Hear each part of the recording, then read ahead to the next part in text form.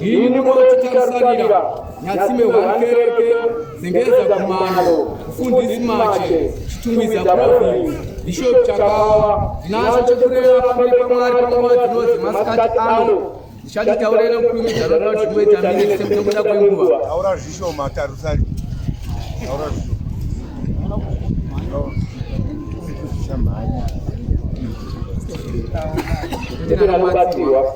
ndinotenda Mwari akatuma mtumwa Pamasha wa Afrika ndoda kunyanya kukukurira kutuma kwemtumwa Pamasha wa Afrika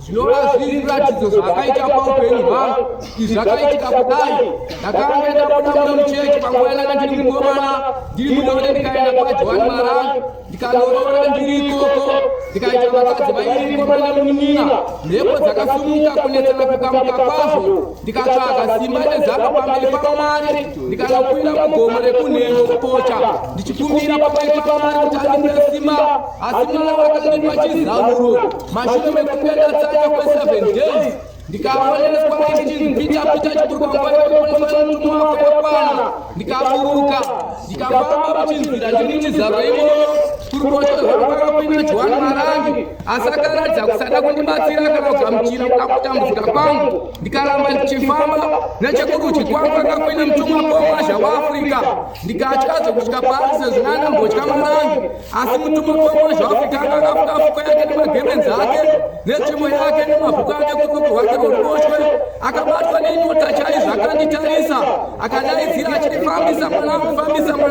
ndikafamba ndichienda paari akandibata ruoko akanditeurira akati kubva nhasi ndinoita basa rangu ndikapepuka ndakazodzoka zvino tikaenda kumusangano wekwaMarange kubocha ndikatsanangura vamwe vangu nokuti akandiramba uma ravaprofiti ndikavaudza pamusoro pechizaro ichi vakabatwa nekugumbuka nokuti yanga iri nguva yevapanduki ndikapiwa dhokireti rikaiswa kumupurisiti kuti tine rabva umakono rekutaura zvekwaMazha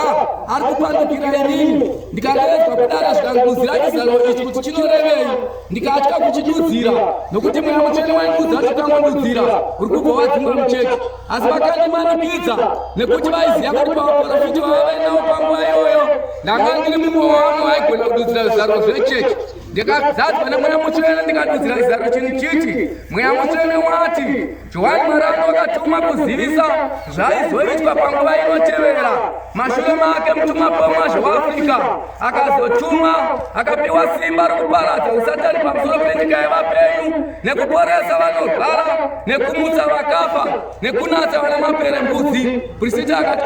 ngaachende kwaMwazha nondozvakafanira zviroto zvake ndikabva ndachekwa mabhii akanga ari pagemenzi eurabhauma ndikasara ndisina chakazorwadza ndichikutezvera vakakwira mudare vakati hai ndine vana vangu ikoko vana vangu ngaatore akanzi vananga vakadzi ngavasunungurwe ndakarwadziwa nokuti mukadzi mukuru anga ane vana 7 mudiki anga aine 4 ndichitovereka ndapedza kuzvara asi ndakati nazvigoni kuti vatore vakadzi vangu muchidimi ndikatorwadziwa ndikapinda mudanga ndikatengesa mombe 2 ndikasamari muhomwe ndikaenda kunyika yeMozambique kumaroro ndikaenda kune mwen'anga yedzingaitano ndasvika ikoko ndaenda mushongo wekuti ndivauraye ndasiyana nezvekunamata asi chakandishamisa n'anga iyo yakasvika ichiti wabva kunyika yeZimbabwe wakabatwa nechimudzoda kuuraya ko indaka kumutumwa wako inga unaye unomuziva vanhu inda unoita sezvawakarota panguva yakataura ndikadobva nehana ndikazadzwa mune mweya mutsvene ndikaona chizaro chemutumwa Pamasha waAfrica uya ndikadzoka kune kuZimbabwe ndikatsvaga chechi yekwaMwazha ndikareurura